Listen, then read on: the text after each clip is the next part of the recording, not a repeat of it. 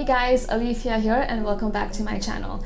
I have some really exciting news today that I wanted to share with you before we begin. I have uploaded my very first painting tutorial on Skillshare, and if you don't know what that is, Skillshare is a creative learning platform with online classes that is taught by skill creators. So this tutorial that you will be watching today is also uploaded on Skillshare, the extended version. And the great news is that if you sign up using the link that I provided in the description, you can get 2 months for free. My painting classes on there will be real-time and extensive with more explanations and in-depth views. We will also go through additional warm-up exercises and color studies, class projects that will always be attached towards the end. So you would not only get access to my videos, but 20,000 other videos on topics such as photography, graphic designing, interior designing, how to open up an Etsy shop if that is something you guys are interested in, and how to sell your art. There's also blogging, YouTubing, any sort of business related stuff is also on there. There's Photoshop. Even in art itself, there's mediums like wash, mixed media, watercolors. Basically anything creative that you can think of is on Skillshare. I have had Skillshare for about a little over 2 years now, and I absolutely love that platform. I use it whenever I want to brush up on new skills. So yeah, if you're somebody who's constantly eager to learn new things, then it's totally worth it. But yeah, to cut this short, you will get 2 months for free. The link to my premium membership access is linked in the description, so go check that out. I would love for you guys to watch the extended version of this video if you can. And also there will be class projects that is associated with every single video that I upload. So I would love to interact with you on that platform as well. Alright, so let's move on to today's painting tutorial. In today's acrylic painting tutorial, I'm going to show you how to paint these loose abstract flowers using a reference photo. So let's begin. Alright, so for this painting, I'm going to go for a more neutral toned background. So I'm using light portrait pink, burnt sienna, white, and just a tiny bit of black to make this. Also, everything that I'm using, all the names of all the paints will be in the description down below. So make sure to check that out if you need more information on that. I'm actually really happy with the way the background turned out. It's kind of like this sandy sort of beige tone, which I think will end up looking really pretty. Okay, so this next step is the outline phase. This is done to establish a composition and layout of your piece, just so that you know where things can go and what you can expect. You can get as detailed as you'd want in this stage, but I prefer doing a simple rough outline. So I'm using burnt sienna and a rough brush to make this outline. For this step, look at your reference, pick carefully, and draw out what you think defines the shape. For me, that center round middle section and the bud is what defines the flower, so I got that in along with a few outside petals.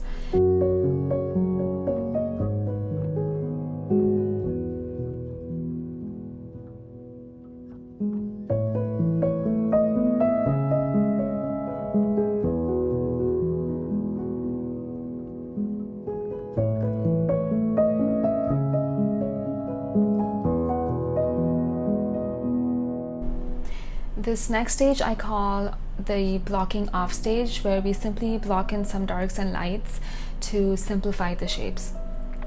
So I'm starting with my darks first, and for that I'm using magenta, burnt sienna, and some orange.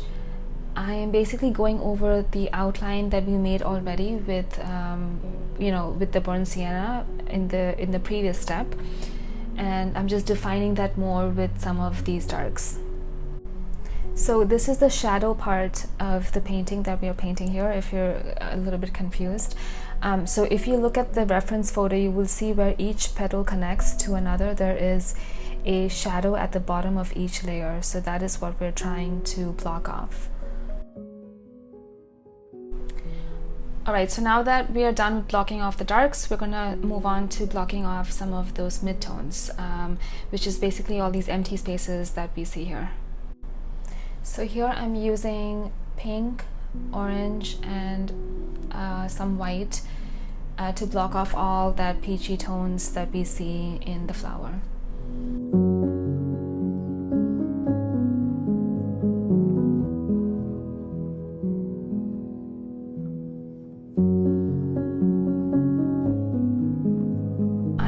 also going to go ahead and block off some of the leaves as well. So I'm using oxide green and burnt sienna to get some basic leaves here. So thinking of composition here, I'm placing these leaves where I think it'll look good, and I'm also trying to balance out the color evenly.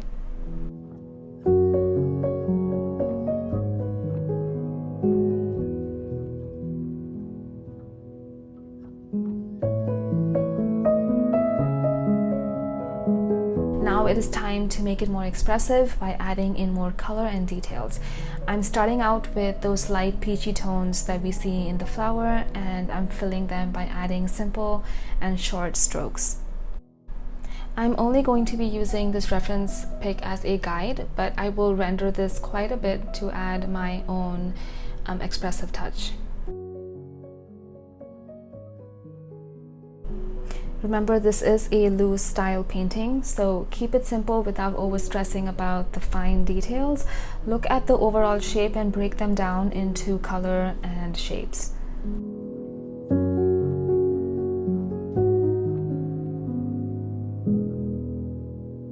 I'm going to push these colors a little bit more further, and I'm going to make it a bit more expressive. So I'm going back to those dark shadows and brightening up some of those sections a bit by using some magenta and orange.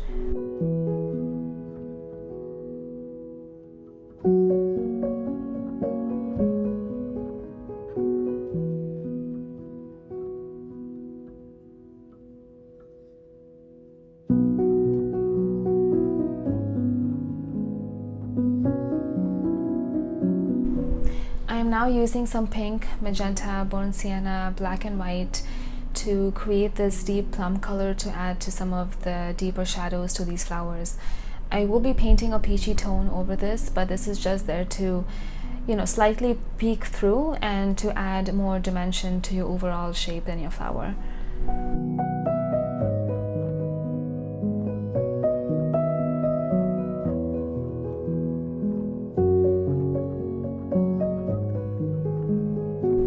Okay, so now I'm going back with my peachy tone and popping that in places where I see that in the reference photo.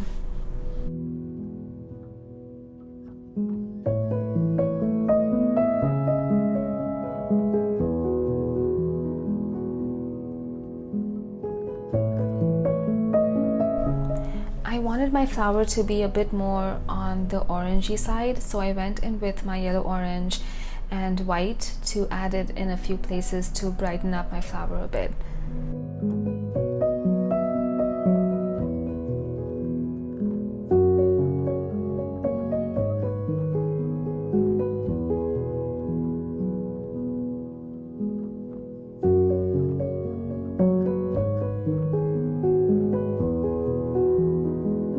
So here I am working in with those lights again and hitting those ends of the petals that I see in the reference photo.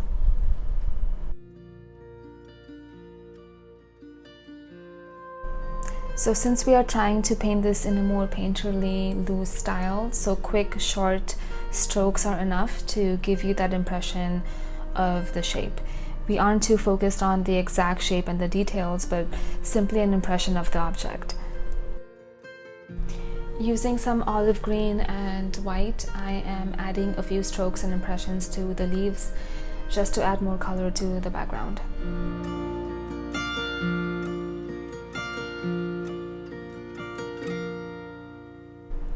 I am using some direct orange yellow this time to add some pop in places.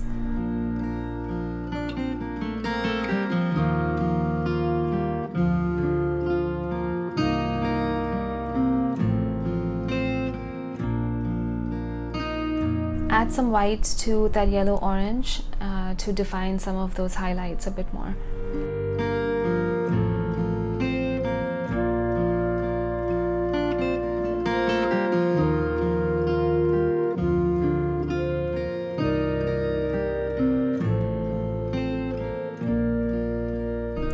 This step is optional, but I like adding these quick painterly marks with a long thin brush. So using plain white and a long thin brush, I very quickly add these marks to give it more shape and to make it a bit more expressive in a very subtle way.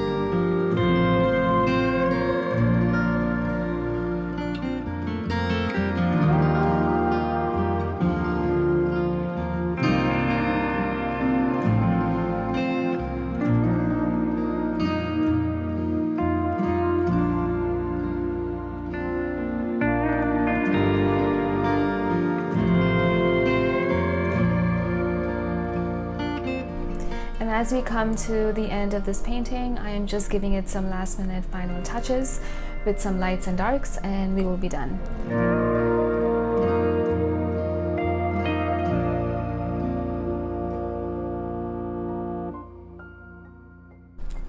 And there we have it. Hope you guys enjoyed this loose flower painting. Like I mentioned before, the extensive version of this painting is also on Skillshare, with additional warm-up exercises and real-time footage and class projects. So if you are interested, you can get a premium membership access, which will give you the first 2 months for free. So click the link in the description if you are interested in that. And if you enjoyed this video, please do not forget to hit that like button so that I know what kind of videos to make in the future, and also subscribe to my channel so that you can get weekly art updates. Thank you all so much for watching, and we'll catch you very soon. Bye guys.